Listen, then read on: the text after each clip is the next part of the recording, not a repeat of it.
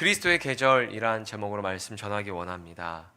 우리 앞뒤 좌우로 이렇게 인사했으면 좋겠습니다. 당신의 얼굴을 보니 당신은 좋은 땅이군요.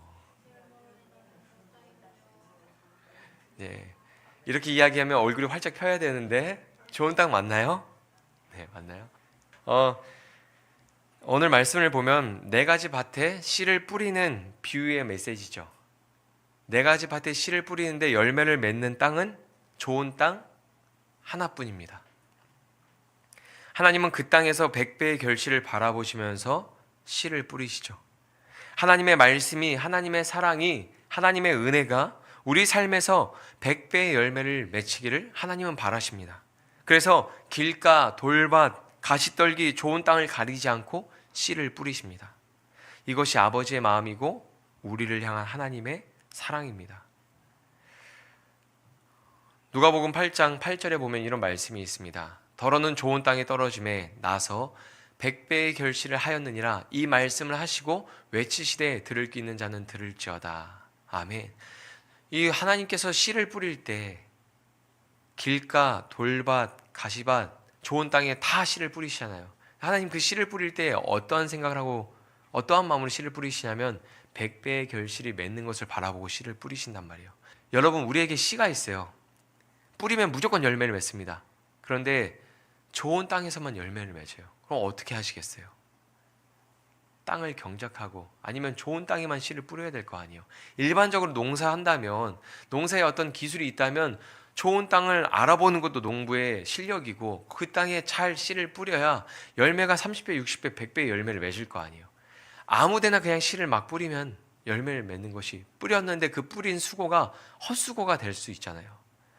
우리의 생각은 그런 것들을 소모적으로 여기고 헛수고라고 생각하지만 하나님께서는 돌밭, 길가, 가시밭, 좋은 땅 가리지 않고 씨를 뿌리시는 거예요. 생명의 씨를 뿌리시고 그 땅에서 100배의 결실이 맺히는 것을 바라보시는 게 하나님 아버지의 마음이고 우리를 향한 하나님의 사랑입니다. 하나님의 사랑과 은혜가 여러분의 삶에 100배의 결실을 맺었습니까?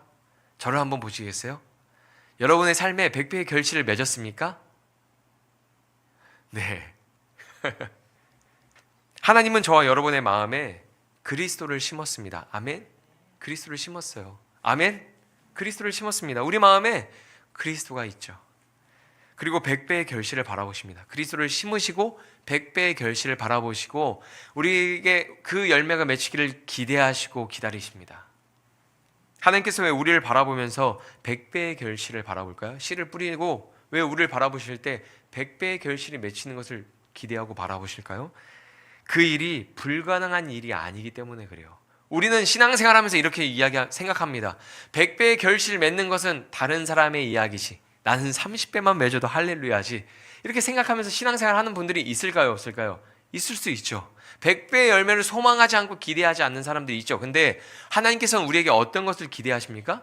100배의 결실을 맺히는 것을 기대하신다는 거예요. 100배 이상의 열매가 맺히는 것을 하나님은 바라보시고 우리에게 씨를 뿌리시는 거예요. 지금까지 씨 비유에 대한 말씀은 좋은 밭이 되어야 한다는 가르침이 대표적이었습니다. 그렇죠? 이 씨 뿌리는 자의 비유에 대한 말씀은 어떤 말씀으로 많이 들었습니까? 좋은 밭이 되어야 합니다. 좋은 마음을 가져야 합니다. 그래서 말씀에 순종해야 합니다. 그래야 열매를 맺습니다. 복을 받습니다. 은혜를 누립니다. 그런 말씀이 대표적인 가르침이었단 말이죠. 좋은 밭이 되어서 스스로 열매를 맺으라는 설교를 우리는 많이 들었습니다. 우리는 그동안 말씀에 순종하는 좋은 마음을 가지고 열매를 맺고 복을 누리고 은혜를 누리라는 말씀을 많이 들었습니다. 그러나 한 가지 우리가 짚고 넘어가야 할 것은 밭은 스스로 땅을 경작할 수 없습니다. 땅이 스스로 돌을 치우고 잡초를 제거하고 좋은 땅이 될 수 있어요? 없죠. 좋은 땅을 만드는 것은 농부의 일이에요. 우리의 역할이 아니에요. 그렇다면 이 말씀에 대해서 재해석이 필요하다고 느껴집니다. 좋은 땅이 되라는 말씀이 아니라면 이 말씀은 무슨 말씀일까요? 어떻게 해석하고 이해해야 할까요? 예수님이 말씀하신 대로 이 비유에는 하나님 나라의 놀라운 비밀이 숨겨져 있습니다. 누가복음 8장 10절입니다. 같이 읽겠습니다.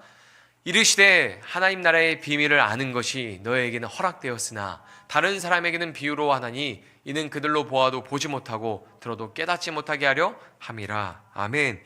이 씨 비유에는 우리들의 신앙에 굉장히 유익하고 중요한 말씀이 있죠. 이 비유는 하나님 나라에 들어가는 지도입니다. 지도. 누구든지 이 지도를 가지면 하나님 나라에 들어갈 수 있는 거예요. 이 말씀을 바르게 이해할 때 우리 신앙에 100배의 열매를 거두게 될 것입니다. 아니 100배 이상의 열매를 거두게 되는 거예요. 씨 비유에는 4가지 밭이 나옵니다. 우리가 잘 알고 있죠. 길가, 따라해 보실까요? 길가, 돌밭, 가시밭, 좋은 땅. 이렇게 씨 비유에는 4가지 밭이 나와요. 길가, 돌밭, 가시밭, 좋은 땅 이렇게 나옵니다. 말씀을 보면 좋은 땅만 열매를 맺는 건 맞아요. 그렇죠? 그런데 우리의 신앙을 돌아보면 좋은 땅이 항상 좋은 땅이지는 않습니다. 우리는 신앙생활을 하면서 우리의 마음밭이 길가일 때도 있고 돌밭, 가시떨기와 같을 때도 있었습니다. 한번 쭉 신앙생활을 했던 그 시간들을 돌아보세요. 우리가 길가였을 때, 돌밭이었을 때, 가시떨기와 같았을 때가 있습니다. 그리고 좋은 땅이었을 때도 있습니다. 좋은 땅이었을 때가 있으니까 우리가 여기서 예배할 수 있는 거예요. 그냥 좋은 땅이었을 때 어떻습니까? 그때를 회고해 보면, 생각해 보면 그냥 그때는 특별한 이유 없이 말씀을 듣는 것이 기쁘고 행복하죠. 교회를 가는 발걸음이 가볍고 경쾌하고 즐겁죠. 그냥 교회만 가 있으면 아무것도 하지 않아도 말씀을 들으면서 신앙이 쑥쑥 자랍니다. 신앙생활처럼 즐겁고 행복한 게 없죠. 교회에서 봉사하는 것이 너무 즐겁고 교회가 너무 좋아서 이런 생각을 하게 됩니다. 교회도 이렇게 좋다면 하나님이 계신 하나님 나라는 얼마나 좋을까? 이런 생각을 하면서 신앙생활을 하게 되죠. 우리가 좋은 마음, 좋은 땅의 모습을 가지고 신앙생활을 할 때 어떻습니까? 특별히 좋은 말씀이 선포되지 않아도 그냥 은혜가 충만해지죠. 십자가라는 단어만 들어도 울컥하게 되고 하나님 아버지라는 말만 들으면 그치 아버지가 나를 사랑하시라는 생각에 막 그냥 감격해서 설교 내용은 기억이 안 나도 그냥 은혜를 누리고 신앙이 쑥쑥 자라는 그런 경험들을 하게 될 때가 있죠. 그런데 우리가 항상 좋은 땅의 모습으로 신앙생활을 하는 것은 아니죠. 오늘 말씀의 결론이기도 합니다. 좋은 땅이 되려고 하기보다는 그리스도의 계절을 바라봐야 돼요. 저는 그동안 말씀에 나오는 씨 비유를 길가와 같은 사람, 돌밭과 같은 사람, 가시떨기와 같은 사람, 좋은 땅의 사람으로 구분하는 말씀을 많이 들어왔습니다. 농담처럼 교회에서 이런 말씀을 선포하는 것을 들었어요. 교회 4명 중에 1명은 좋은 땅이고 3명은 열매를 못 맺을 겁니다. 과연 누굴까요? 막 이런 말씀들 많이 들어봤단 말이죠. 그래서 열매 맺기 위해서, 복을 받기 위해서, 은혜를 누리기 위해서 좋은 땅의 사람이 되려고 노력했습니다. 하지만 말씀을 보면, 이 씨 비유의 말씀을 보면 여기에 나오는 비유는 4가지 밭이 우리 신앙생활의 계절처럼 느껴져요. 길가, 돌밭, 가시밭, 좋은 땅이 있잖아요. 이 4가지 밭의 모양들, 모습들이 우리 신앙생활에서 우리가 겪게 되는 계절처럼 느껴지더라고요. 우리나라에 봄, 여름, 가을, 겨울이 있는 것처럼 하나님의 말씀이 열매 맺는 그리스도의 계절이 있는 것입니다. 우리가 신앙생활할 때 이 길가, 돌밭, 가시밭 이 모든 계절을 다 겪지만 그리스도의 계절이 오는 거죠. 열매를 맺는 계절이 우리에게 있는 거예요. 우리는 말씀이 결실을 맺는 그 그리스도의 계절을 바라보아야 하는 거죠. 먼저 4가지 밭의 특징을 알아보려고 합니다.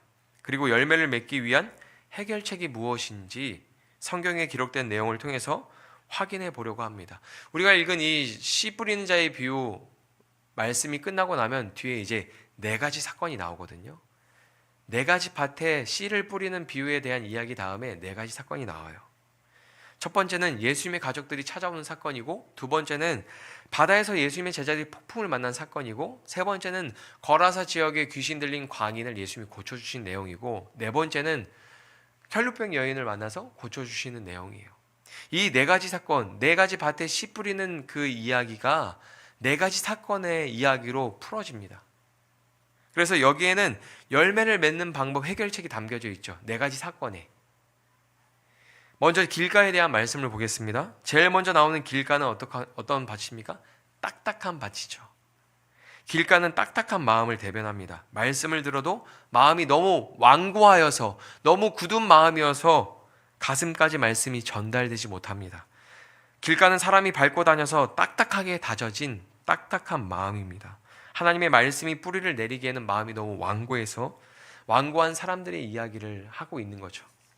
대표적으로 어떤 사람들이 있습니까? 애굽의 바로왕 같은 사람. 대표적으로 그 당시에 바리새인과 같은 사람들이죠. 말씀을 들어도 행하지 않아요. 말씀은 잘 알고 있습니다. 말씀을 잘 알고 있어요. 다 외워요. 말씀을 가르칠 수준 정도로 말씀을 잘 압니다. 근데 말씀을 알아도 들어도 행하지 않아요. 그들에게는 말씀을 행하는 모습이 드러나지 않죠. 길가 밭의 특징이 무엇입니까? 마음이 교만하고 사랑이 없습니다. 자기 자랑과 자기 애에 흠뻑 빠져서 살아갑니다. 누가복음이 길가 밭에 내놓는 해결책이 무엇입니까? 8장 21절입니다. 예수께서 대답하여 이르시되 내 어머니와 내 동생은 곧 하나님의 말씀을 듣고 행하는 이 사람들이라 하시니라. 아멘. 하나님의 말씀을 듣고 행해야 된다는 거죠. 누가 하나님 나라의 가족입니까? 누가 예수님의 형제입니까? 이 땅에서 하나님 아버지의 말씀을 따라 행하는 사람들, 아버지의 뜻대로 행하는 자여야 한다고 말씀합니다. 즉 이것을 뒤집어서 이야기하면 누구든지 말씀을 행하기만 하면 결실을 거두어 들일 수 있다는 거죠. 어떠한 상황이 있든지 어떠한 인간이든지 하나님의 말씀을 듣고 그 말씀을 행하기만 하면 결실을 거두어 드릴 수 있다는 것입니다. 누가복음 8장 10절에 보면 이런 말씀이 있습니다. 길가에 있다는 것은 말씀을 들은 자니 이에 마귀가 가서 그들이 믿어 구원을 얻지 못하게 하려고 말씀을 그 마음에서 빼앗은 것이요. 아멘. 예수님은 말씀이 열매 맺지 못하는 한 가지 원인을 분명하게 말씀해 주십니다. 말씀이 열매 맺지 못하게 방해하는 마귀가 있다는 것이죠. 마귀가 말씀이 열매 맺지 못하도록 역사한다는 겁니다. 말씀을 듣지만 그 말씀이 우리 안에 뿌리 내리기 전에 그 말씀을 훔쳐가는 도둑이 있다는 거예요. 우리의 구원과 신앙의 성장을 방해하는 영적인 방해가 있다고 말씀하십니다. 그러면 이 길가밭에 이런 마귀의 방해가 있다면 돌밭, 가시밭, 좋은 밭에는 없을까요? 다 있는 거죠. 길가에만 이야기했다고 길가 밭에만 그런 역사가 있는 것은 아니죠. 그러면 열매를 맺기 위해서 어떻게 해야 할까요? 마음을 지키고 말씀을 지키고 깨어 기도해야 합니다.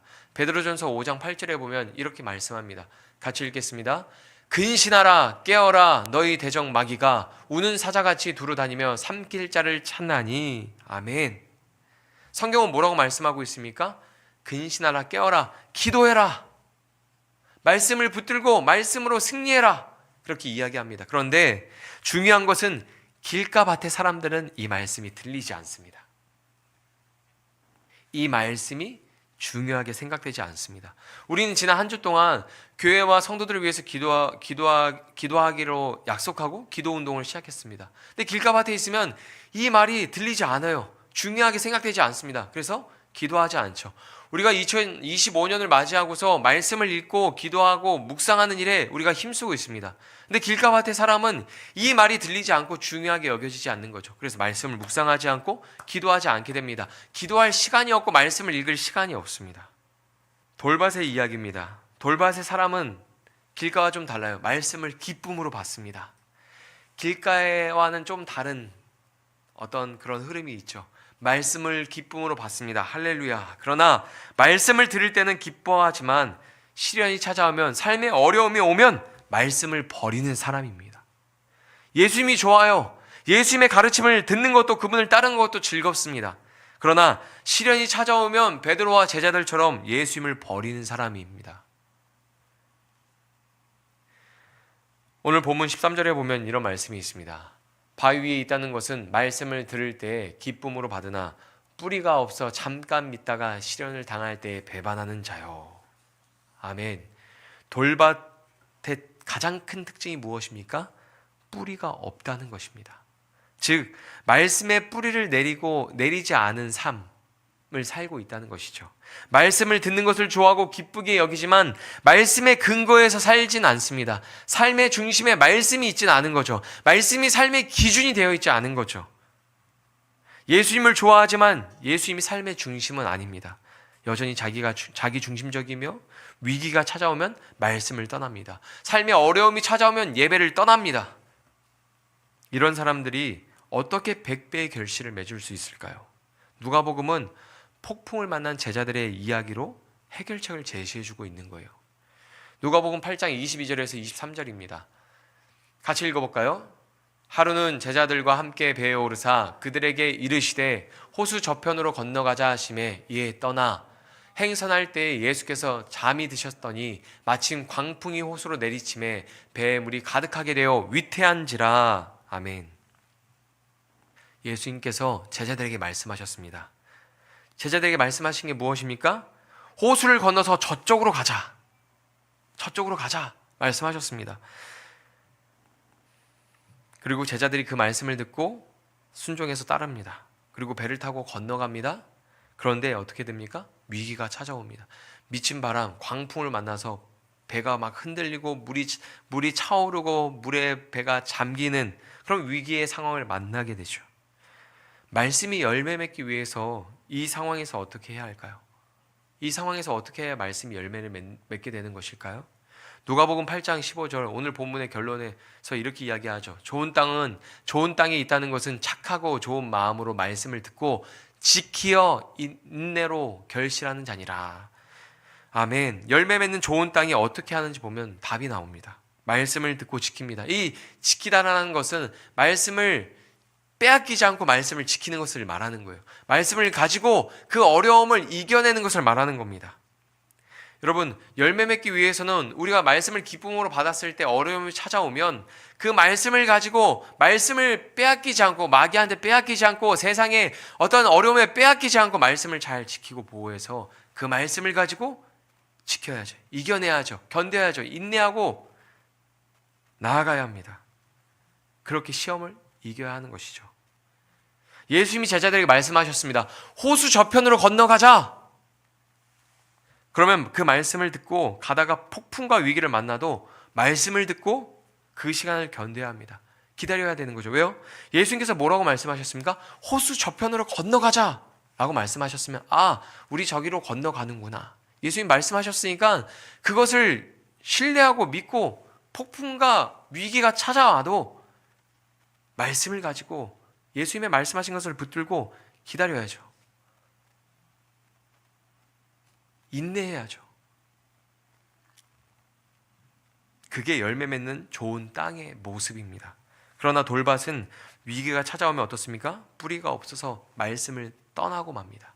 예수님을 떠나고 맙니다. 예배를 멀리하고 떠나고 맙니다. 제자들이 어떻게 합니까? 오늘 그 말씀에 보면 예수님을 깨웁니다. 누가복음 8장 24절 25절입니다. 제자들이 나와 깨어 이르되 주여 주여 우리가 죽겠나이다 한데 예수께서 잠을 깨사 바람과 물결을 꾸짖으시니 이에 그쳐 잔잔하여지더라. 제자들에게 이르시되 너희 믿음이 어디 있느냐 하시니 그들이 두려워하고 놀랍게 여겨서 서로 말하되 그가 누구이기에 바람과 물을 명함에 순종하는가 하더라. 아멘. 여러분, 제자들이 예수님과 함께 탄 배에 폭풍이 몰아치잖아요. 그런데 예수님 어떻습니까? 그 상황에서 평온하게 그냥 주무시고 계시죠. 만약에 예수님이 그렇게 주무시고 계시다면 우리 안심해도 되는 거 아닐까요? 안심해도 되는 거 아니에요? 부모와 자녀가 길을 가다가 놀라는 상황이 생겼을 때 부모가 어떻게 합니까? 자녀를 위해서 오히려 침착하죠. 막 다쳐서 피가 나는데 부모는 놀랐지만 그 놀란 마음을 감추고 괜찮아 별거 아니야 라고 아이를 진정시키죠. 그럼 아이가 어떻습니까? 울지 않아요. 울지 않습니다. 제가 예전에 어떤 집사님을 한번 봤는데 그분을 보고 제가 너무 존경하는 마음을 갖게 됐는데 아이가 교회 행사 때 놀다가 다친 거예요. 얼굴 쪽이에요. 이마가 찢어서 피가 났습니다. 근데 다들 선생님들 막 우왕좌왕 하는데 그 엄마가 어떻게 하냐면 괜찮아요. 별거 아니에요. 괜찮아요. 사람들 진정시키고 아이한테 이야기하는 거예요. 괜찮아. 아무것도 아니야. 피가 조금 나는 거야. 그래 아이가 막 놀래서 우는데 그 울음을 그치고 마음을 진정시키고 엄마가 평온해야 하니까 아이가 그냥 놀랬던 마음이 사그라드는 거예요. 그리고 병원에 가서 꼬맸어요. 사실은 심각하게 다친 거잖아요. 근데 부모가 평온하게 있는 걸 보고 아이가 울음을 그치고 평온을 찾았어요. 주변에 있는 모든 사람도 평온을 찾았어요. 여러분, 제자들이 예수님과 함께 배에 올라서 가다가 폭풍을 만났습니다. 예수님 평온하신 거예요. 그럼 그 배에 제자들이 있지만 그럼 어떻게 해야 될까요? 안심해도 되는 거잖아요. 걱정하지 않아도 되는 거잖아요. 그러나 제자들은 주여 주여 다급하게 예수님을 부릅니다. 그리고 말하죠. 우리가 죽겠나이다. 예수님 지금 잠잘 때가 아니에요. 우리 죽게 생겼습니다. 죽기는 왜 죽습니까? 안 죽습니다. 안 죽어요. 예수님이 함께 하시잖아요. 예수님이 함께 하시는데 왜 죽음을 생각합니까? 안 죽습니다. 불안해하며 두려워하는 제자들에게 예수님이 말씀하십니다. 내 믿음이 어디 있느냐? 내가 말한 거 금세 잊어버렸니? 내 믿음이 어디 있느냐? 이게 말씀하시죠. 세 번째 가시떨기는 어떻습니까? 가시떨기는 앞에 두 바가 조금 다릅니다. 내부적인 이유 때문이 아니라 외부적인 요인 때문에 열매가 온전히 자라지 못합니다. 말씀을 들었지만 이 세상을 살면서 찾아오는 외부적인 요인, 세상의 근심과 걱정과 염려와 재물에 대한 욕심과 세상의 쾌락, 그런 것들이 열매를 맺게 하는 영양분을 빼앗아가서 열매가 성숙하게 열매를 맺지 못하죠. 열매를 맺은 것처럼 보이지만 열매가 요만한 거예요. 그런 열매로 기쁨을 얻을 수 있습니까? 신앙생활 하면서 그런 열매로는 신앙생활 할 때 기쁨을 누릴 수가 없죠. 오늘 본문 14절에 보면 이런 내용이 있습니다. 같이 읽어보겠습니다. 시작.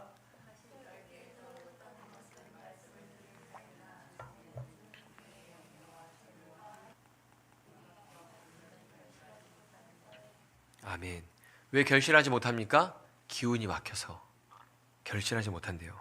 말씀이 열매를 맺는 사람이라면 세상의 근심, 걱정, 염려가 찾아왔을 때 그 일들이 하나님을 경외하고 믿음이 성장하고 자라나는 영양분과 기회가 되어야 합니다.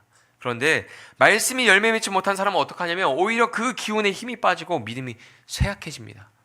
세상 일에 사로잡혀서 온전한 믿음으로 살지 못한 사람을 말하는 거예요. 이 가시떨기 밭은. 마음이 세상의 염려와 재물의 욕심과 세상의 기쁨에 사로잡혀서 열매가 성숙하지 못합니다. 이 사로잡혔다는 게 어떤 의미냐면 얼빠지다, 넋이 나가다, 정신 못 차린다 이런 의미예요.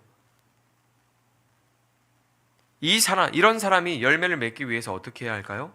누가는 거라사 광인의 이야기를 통해서 우리에게 해결책을 알려줍니다.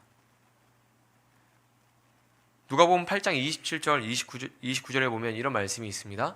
예수께서 육지에 내리심에 그 도시 사람으로서 귀신 들린 자 하나가 예수를 만나니 그 사람은 오래 옷을 입지 아니하며 집에 거하지도 아니하고 무덤 사이에 거하는지라. 예수를 보고 부르짖음에 그 앞에 엎드려 큰 소리로 불러 이르되 지극히 높으신 하나님의 아들 예수여 당신이 나와 무슨 상관이 있나이까. 당신께 구하노니 나를 괴롭게 하지 마옵소서 하니 이는 예수께서 이미 더러운 귀신을 명하사 그 사람에게서 나오라 하셨습니다. 귀신이 가끔 그 사람을 붙잡음으로 그를 쇠사슬과 고랑에 매어 지켰으되 그 맨 것을 끊고 귀신에게 몰려 광야로 나갔더라. 아멘. 거라사에 귀신 들려서 정신이 온전하지 않은 사람이 있어요. 귀신에게 사로잡힌 사람이 있는 거죠. 그의 의지대로 사는 것이 아니라 귀신이 이끄는 대로 사는 사람이었습니다. 그의 삶은 스스로 고통스럽게 하는 삶이었습니다. 그런데 얼마나 귀신의 힘이 강력하냐면 사람의 힘으로 그 귀신을 쫓아낼 수가 없었어요. 다른 사람과 협력해도 그 귀신을 쫓아낼 수 없었습니다. 귀신에게 끌려다니지 않으려고, 고통당하지 않으려고 쇠사슬로 묶고도 귀신이 너무나 강력해서 그 쇠사슬을 끊고 그를 이끌고 막 광야로 가서 고통스럽게 합니다. 그를 괴롭게 하죠. 누구도 도울 수 없는 인생이었지만 그에게 예수님이 찾아오셨습니다. 누가복음 8장 30절입니다. 예수께서 내 이름이 무엇이냐 물으신즉 이르되 군대라 하니 이는 많은 귀신이 들렸음이라. 아멘. 예수님이 그의 인생에 찾아오신 후에 그를 사로잡았던 모든 것들로부터 그가 자유를 얻게 되죠. 그런데 그 광경을 목격한 사람들의 반응이 이상합니다. 가시떨기와 같은 반응입니다. 예수님과 함께하는 것보다 재물을 잃지 않는 길을 선택하죠. 예수님에게 떠나달라고 요청합니다. 누가복음 8장 35절에서 39절입니다. 사람들이 그 이루어진 일을 보고 나와서 예수께 이르러 귀신 나간 사람이 옷을 입고 정신이 온전하여 예수의 발치에 앉아 있는 것을 보고 두려워하거늘. 이상하지 않아요? 기뻐해야 되는데 두려워해요. 귀신 들렸던 자가 어떻게 구원을 받았는지를 본 자들이 그들에게 이르매 거라사인의 땅 근방 모든 백성이 크게 두려워하여 예수께 떠나시기를 구하더라. 예수께서 배에 올라 돌아가실세. 귀신이 나간 사람이 함께 있기를 구하였으나 예수께서 그를 보내시며 이르시되 집으로 돌아가 하나님이 내게 어떻게 큰 일을 행하셨는지 말하라 하시니 그가 가서 예수께서 자기에게 어떻게 큰 일을 행하셨는지를 온 성내에 전파하니라. 아멘. 정신이 온전하여졌다는 것은 마음이 온전하여졌다는 것입니다. 귀신에게 사로잡혔던 마음이 온전해진 것이죠. 옷도 입지 않던 정신 나간 사람이 예수님이 찾아오니까 자기를 사로잡고 있던 모든 것들로부터 풀려납니다. 자유를 얻게 되죠. 그리고 온전해지니까 예수님의 발치에 가까이 앉습니다. 예수님을 가까이 합니다. 그리고 예수님과 함께 하기를 바라죠. 온전해지니까 그런 일들이 일어나는 거예요. 하지만 예수님을 경험하지 못하고 간접적으로 목격한 사람들은 어떻습니까? 사람이 온전해지는 것이 중요하지 않아요. 돼지떼가 죽은 것이 더 중요합니다. 사람이 살아나고 온전해진 게 중요한 게 아니에요. 돼지떼가 죽은 게 더 중요한 거예요. 저 많은 재산들, 재물들 사라진 게 더 중요한 겁니다. 재물을 잃어버리지 않고 손해보지 않는 것이 더 중요한 사람들이 이 말씀에 나오는 거예요. 가시떨기의 사람이 그런 사람입니다. 예수님을 따르는 것보다, 하나님을 예배하는 것보다 세상의 근심, 걱정, 염려가 더 중요하죠. 재물이 더 중요합니다. 거기에 기쁨을 두고 살아갑니다. 그래서 열매가 성숙하게 열매 맺지 못합니다. 열매가 없는 신앙생활에는 기쁨도 의미도 없습니다. 그래서 더 열매 맺지 못하죠. 더 신앙생활을 즐겁게 하지 못하죠. 다른 곳에 기쁨을 찾기 때문이에요. 우리가 세상의 근심 걱정과 염려에 사로잡혀서 우리가 말씀에 열매 맺지 못한다는 것은 이런 의미인 거예요. 우리가 말씀을 듣습니다. 그럼 말씀을 듣고 읽고 묵상하고 기도하고 순종하면서 거기에 우리가 에너지를 쏟아야 되잖아요. 그렇죠? 우리가 세상 염려 근심 걱정이 가득 차요. 재물에 대한 욕심에 마음이 흔들리고 세상의 즐거움을 쫓아 살아가요. 그럼 우리의 에너지는 어디로 흘러갈까요? 세상에서 열매 맺는 삶으로 흘러가겠죠. 하나님의 말씀이 그래서 열매 맺지 못하는 거예요. 우리가 우리의 온 마음과 힘을 다해서 말씀에 힘을 쏟아야 되는데 세상 일에 힘을 쏟기 때문에 열매 맺지 못하는 거죠. 밭에 잡초가 많으면 영양분을 빼앗겨서 열매가 고루 자라지 못하잖아요. 그게 가시떨기 밭의 모양입니다. 마지막으로 열매 맺는 좋은 밭을 보면 그 땅의 특징이 있습니다. 그는 착하고 좋은 마음을 가졌습니다. 말씀을 듣고 지키고 열매를 맺을 때까지 인내합니다. 들은 말씀이 이루어질 때까지 믿음으로 기다립니다. 누가복음 8장 15절에 보면 이런 내용이 있죠. 좋은 땅에 있다는 것은 착하고 좋은 마음으로 말씀을 듣고 지키어 인내로 결실하는 자니라. 아멘. 사실 착하고 좋은 마음이라고 말하는 것은 말씀을 가지고 세상의 시험과 유혹이 찾아올 때 그 말씀을 가지고 인내하고 버티기 때문에 착하고 좋은 마음이라고 하는 거예요. 착하고 좋은 마음이어서 말씀을 가지고 말씀을 지키고 인내하는 게 아니라 말씀을 가지고 지키고 인내해서 좋은 사람, 좋은 선한 사람, 좋은 마음을 가졌다고 하는 거예요. 우리가 신앙생활을 할 때 항상 좋은 밭과 같은 사람이면 좋겠지만 그러지 못할 때가 더 많죠.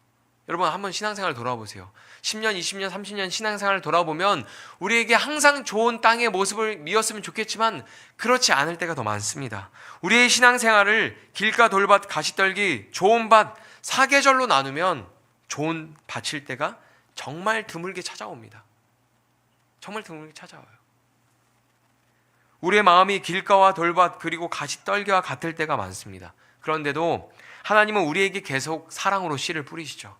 우리에게 계속 생명의 씨를 뿌리시고 은혜의 씨를 뿌리시고 우리에게 계속 끊임없이 말씀하시죠.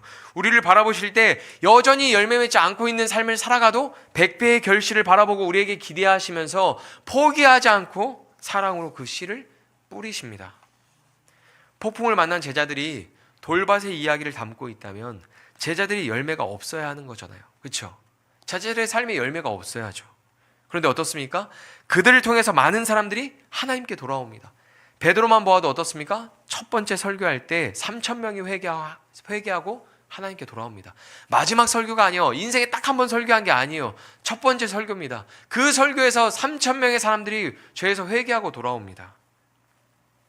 100배 이상의 결실을 맺은 거 아닙니까? 베드로 한 사람이 하나님 앞에 돌아왔더니 그를 통해서 3,000명뿐만이 아니라 많은 사람이 하나님 앞에 돌아오잖아요. 100배 이상의 결실이 맺은 거죠. 가시떨기 밭의 이야기를 담고 있는 거라사 광인의 이야기는 어떻습니까? 거라사에서 귀신 들렸던 사람이 예수님을 따라가려고 할 때 예수님이 그의 요청을 거절하셨습니다. 그에게 예수님을 따라가는 것보다 더 중요한 사명이 있었기 때문입니다. 누가복음 8장 38절 39절입니다. 귀신 나간 사람이 함께 있기를 구하였으나 예수께서 그를 보내시며 이르시되 집으로 돌아가 하나님이 내게 어떻게 큰 일을 행하셨는지를 말하라 하시니 그가 가서 예수께서 자기에게 어떻게 큰 일을 행하셨는지를 온 성내에 전파하니라. 아멘. 예수님께서 하나님의 큰 일을 경험한 그 사람, 거라사 광인, 귀신 들렸던 그 사람을 그 지역에 심으셨습니다. 그 후에 어떻게 되었을까요? 그 지역은 예수님을 떠나라고 강력하게 배척했던 사람들이 모인 지역이었습니다. 그런데 그 지역에서 하나님을 경험한 사람을 통해서 예수님이 다시 그 지역을 지나가실 때 사람들이 예수님을 찾아와요. 예수님을 환영합니다. 그리고 자기도 고쳐달라 그러고 예수님 앞에 막 예수님을 너무 즐거워하고 예수님을 기뻐하는 거죠. 마가복음 7장 31절에서 36절에 보면 그 내용이 나옵니다. 예수께서 다시 두로 지방에서 나와 시돈을 지나고 데가볼리 지방을 통과하여 갈릴리 호수에 이르시매 사람들이 귀 먹고 말 더듬는 자를 데리고 예수께 나와 안수하여 주시기를 간구하거늘 예수께서 그 사람을 따로 데리고 무리를 떠나사 손가락을 그의 양 귀에 넣고 침을 뱉어 그의 혀에 손을 대시며 하늘을 우러러 탄식하시며 그에게 이르시되 에바다 하시니 이는 열리라는 뜻이라. 그의 귀가 열리고 혀가 맺힌 것이 곧 풀려 말이 분명하여졌더라. 예수께서 그들에게 경고하사 아무에게도 이르지 말라 하시되 경고하실수록 그들이 더욱 널리 전파하니. 아멘. 지금 이 이야기가 어떤 지방에서 일어났습니까? 데가볼리 지방이죠. 데가볼리라는 지명은 10개의 도시라는 뜻입니다. 그 10개의 도시 중에 하나가 거라사예요. 예수님이 만나셨던 거라사의 광인이 거라사 도시를 넘어서 그 지방에 예수님의 소식을 전한 겁니다. 한 사람을 거라사에 심었더니 그 한 도시가 아니라 그 지방이 예수님을 믿고 예수님 앞에 나아가고 예수님을 환영하게 되죠. 여러분, 거라사 광인에게 예수님이 찾아가셨어요. 그의 인생에 아무도 도와줄 수 없는 그 인생에 예수님이 찾아가셨어요. 하나님이 예수님을 그에게 심으셨단 말이에요. 그럼 거라사 광인에게 예수님이 오시고 어떻게 됐습니까? 100배의 열매가 아니라 도시가 바뀌잖아요. 지역이 변하잖아요. 가정이 변하잖아요. 예수님은 그 사실을 숨기려고 하셨지만 예수 그리스도의 하나님 나라 복음은 더욱 널리 전파되었습니다. 하나님은 이 땅에서 길가, 돌밭, 가시떨기 그 어디든지 예수님을 보내셨습니다. 예수님은 그곳에서 하나님의 일을 하셨고 하나님의 나라를 선물하셨습니다. 사람이 변화되고 지역이 변화되었습니다. 우리가 길가 밭이든지 돌밭이든지 가시떨기 밭이든지 중요하지 않죠. 중요한 것은 예수님이 내 삶에 오시는 겁니다. 그리고 세상의 시험과 유혹이 찾아올 때 우리의 믿음이 연약해도 괜찮습니다. 말씀을 붙들고 모든 것을 견디고 이겨내지 못해도 괜찮습니다. 그 대신에 예수님을 찾으십시오. 폭풍을 만난 제자들처럼 예수님을 찾으십시오. 내 삶에 오신 예수님을 찾으십시오. 그럼 예수님이 이렇게 말씀하실 수 있죠. 제자들에게 말씀하셨던 것처럼 내 믿음이 어디 있느냐. 그럼 그때 여러분 이렇게 말씀하세요. 주님, 저는 믿음이 없습니다. 전 믿음이 부족합니다. 주님, 저를 긍휼히 여겨주세요. 주님, 저를 좀 도와주세요. 그렇게 애원하시기를 바랍니다. 여러분, 누가복음 8장 마지막 사건에 보면 이제 야이로의 딸과 혈루병 여인이 나오거든요. 48절에 보면 예수님이 이렇게 말씀하십니다. 예수께서 딸아, 내 믿음이 너를 구원하였으니 평안히 가라 하시더라. 언제 이 얘기 하십니까? 혈루병 여인이 예수님 찾아와서 예수님 붙잡을 때. 좋은 땅이 어떤 땅입니까? 예수님을 찾아가는 거예요. 예수님을 찾는 거예요. 열매 맺을 수 없지만, 고침받을 수 없지만, 누구도 도와줄 수 없지만 예수님께 나아가는 거예요. 예수님을 찾는 거예요. 예수님 앞에 나아가고 예수님 가까이 나아가고 예수님이 부르면 예수님이 이렇게 말씀하시는 거죠. 내 믿음이 너를 구원하였으니 평안히 가라. 세상의 어떤 방법으로도 평안을 얻을 수 없지만 예수님 찾아갔더니, 예수님을 불렀더니 믿음으로 평안을 얻게 되는 거죠. 50절에 이렇게 말합니다. 야이로한테 예수께서 들으시고 이르시되 두려워하지 말고 믿기만 하라. 그러면 딸이 구원을 얻으리라 하시고, 이 누가복음 씨 뿌린 자의 비유에서 나오는 이야기 중에서 무엇입니까? 이 사건들을 통해서 씨 뿌린 자의 비유를 해석해주고 있거든요. 해설해주고 있거든요. 그 중간 지점에서 제자들의 이야기를 통해서 우리에게 던지는 게 이런 거예요. 내 믿음이 어디 있느냐. 근데 결론부에 가서 뭐라고 말씀하냐면, 내 믿음이 너를 구원하였다. 평안히 가라. 믿기만 하고 두려워하지 말라. 근데 그 믿음이 무엇이냐면, 이 땅에 오신 예수님, 내 삶에 오신 예수님을 찾는 거예요. 그 예수님을 붙드는 겁니다. 여러분, 우리에게 그리스도의 계절이 오기를 소망합니다. 여러분에게 그리스도의 계절이 오기를 소망하십시오. 시편 1편에 나오는 것처럼 복 있는 사람이 악인들의 꾀를 쫓지 않고 오직 하나님의 말씀을 주야로 묵상하면서 시냇가에 심은 나무가 시절을 쫓아 열매를 맺는 것처럼 우리에게 그리스도의 계절이 임하여서 길가와 돌밭과 가시떨기와 같은 상태에 있을지라도 예수님이 오시면 열매를 맺게 되는 거죠. 변하게 되는 거죠. 100배 이상의 열매를 맺게 되는 거죠. 내가 변하고, 가정이 변하고, 지역이 변하고, 놀라운 은혜가 우리 가운데 우리를 통해서 일어나게 되는 것이죠. 그 그리스도의 계절을 소망하시기를 축복합니다. 아멘. 여러분, 그리스도의 계절이 여러분에게 임하기를 소망하십니까? 주여 어서 오시옵소서. 우리 소망하기를 바랍니다. 우리 이 시간 같이 말씀 붙들고 기도하기 원합니다.